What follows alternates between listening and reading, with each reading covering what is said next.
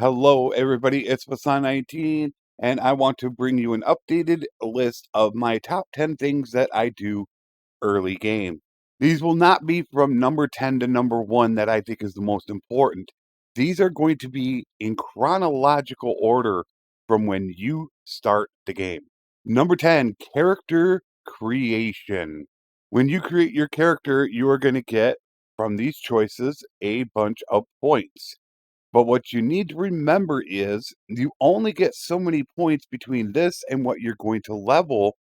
And if you want to, let's say, try to get 275 in charm and leadership, you need to plan out if you're going to have enough points since it requires 7 social.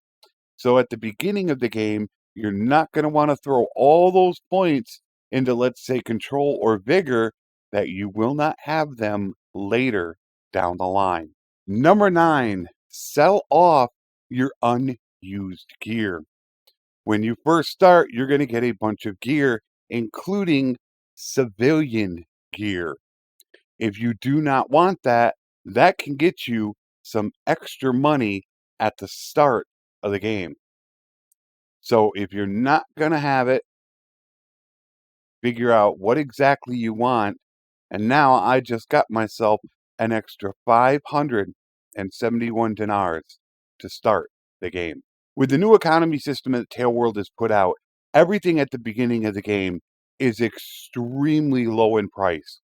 So there are some absolute amazing ways that you can make a ton of money early game. For one example is buying hardwood in Seanon and taking it down to Marinoth to sell. You can virtually double the price.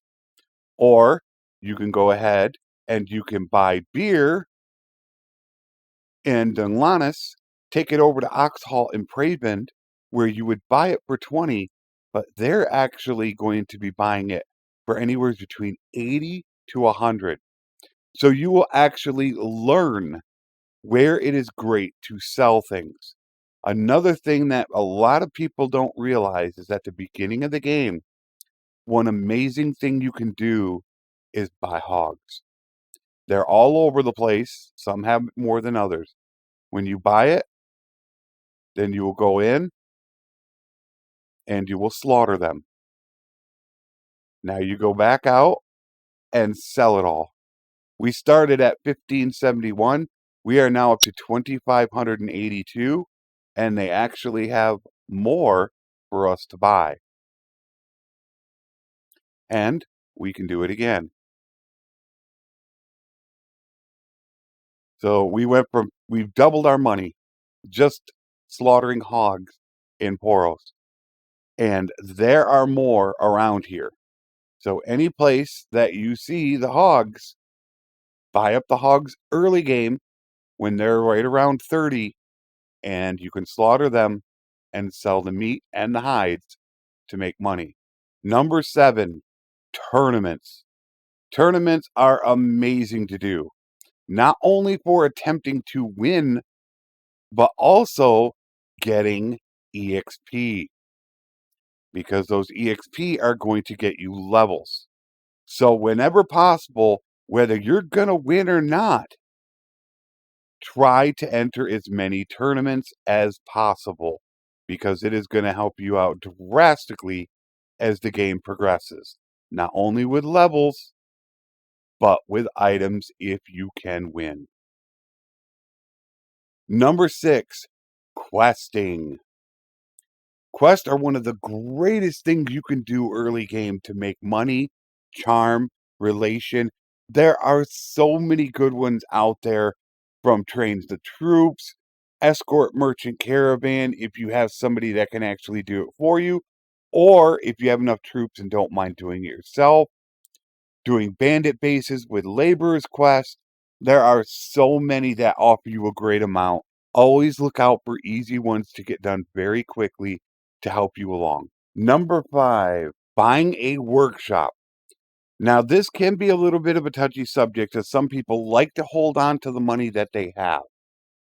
They don't want to get rid of it right away because they want to use it for investing into other things.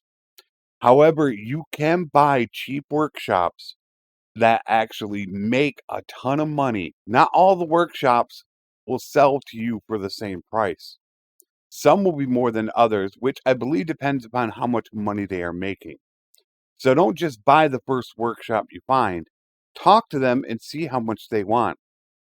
This one wants 14,000. I've seen it range anywhere from 12,500 to 16,000.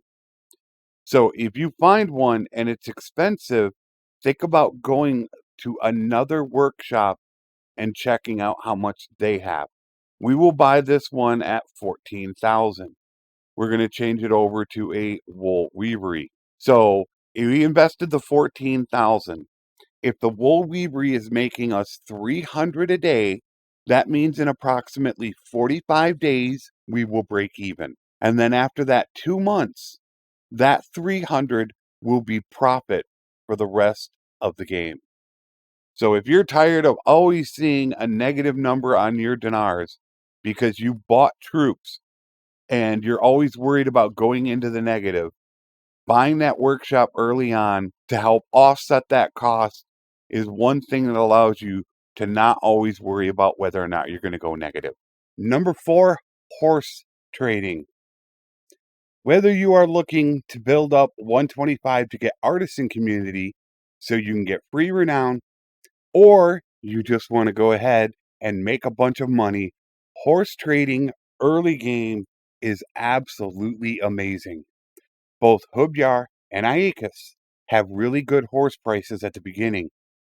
So you can buy the horses and go trade them and then come back down and go to Asgard, which is the best in the game for horse trading, and then buy theirs on your second trip. You're only going to be able to take so many horses because you will have a herd penalty.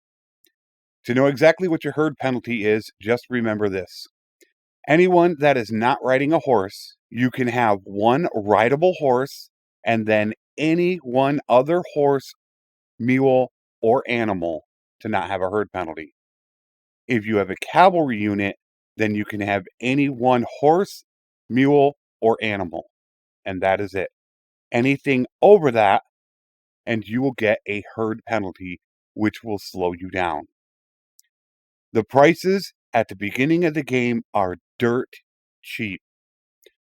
Normally, you're going to get desert horses that will be well over 200, and Aserai war horses will be 800 to 1,000.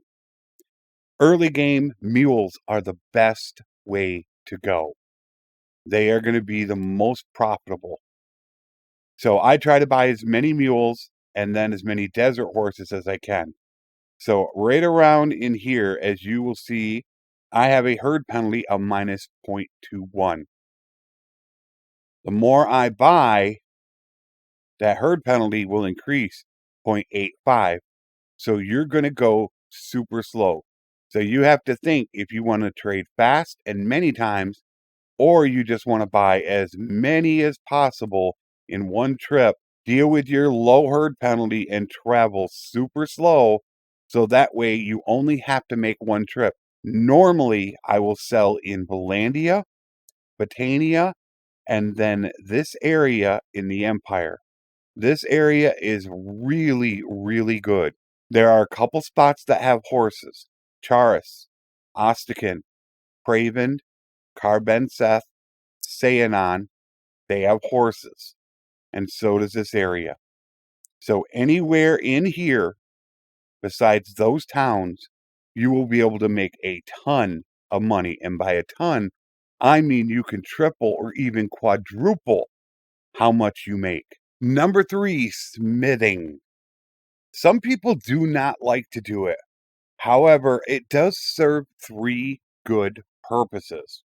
1, you can sell the items for money.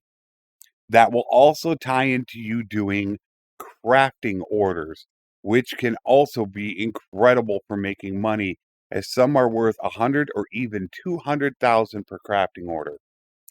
2, you can do it for levels. It is a great way and one of the easiest and best to train your characters and yourself. And 3, build your own weapons. You will always be able to build a better weapon than you can buy, and you can customize that weapon to your style. And if you get legendary, you can make the thing absolutely incredible as a weapon. Number 2, training your companions. Some people just buy a companion that is already set and ready to go and just don't want to worry about it.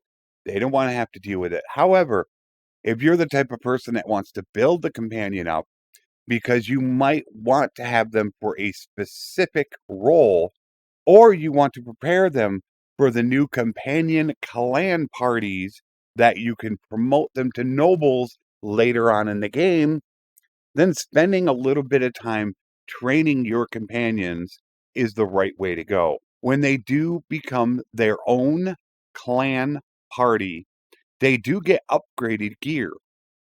However, they do not upgrade their stats. So early on, putting points into those stats that are really important can help them out later game, especially if you're playing with death on. You might want to ensure that they have some medicine so their chance of dying decreases. So training them a bit early in the game can help pay off later in the game. If you want to know how I choose and I train companions, I have a video which I will link in the description and at the end of this video. Number 1, becoming a mercenary. This is something that I overlooked for a very long time until people on my channel started telling me, give it a try. There are so many advantages to it. You're going to be able to train companions, make money, start gaining relation if you want to release prisoners. And one of the greatest advantages about being a mercenary, if you ever get trapped by an army, all you have to do is leave. The only thing that happens when you leave is you're going to lose your influence, and that is it. So if you ever get in a sticky situation, you could just leave as a merc and rejoin again. The reason why I love being a mercenary so much is because of how much money you can make. When you sign your mercenary contract, they're going to offer you an amount for influence. I believe it can range anywhere between 130 and 210 per influence. The more influence you gain, the more they will take away each day. So if you constantly fight, you can keep that influence incredibly high. And with my mercenary contract on this character, they are going to take 15 influence away from me. That is going to give me 1,950 dinars per day for free, as long as I can maintain that 74 influence. I have had my mercenary contract reach almost 4,000 a day because of constantly fighting and maintaining high influence. So take some time to become a mercenary, even if you haven't done it before or many times, and just see how great it actually can be. So hopefully I helped you with this. If you guys have any, let me know so that way I might include them in my next top 10 video. Until next time, take care and thanks for watching.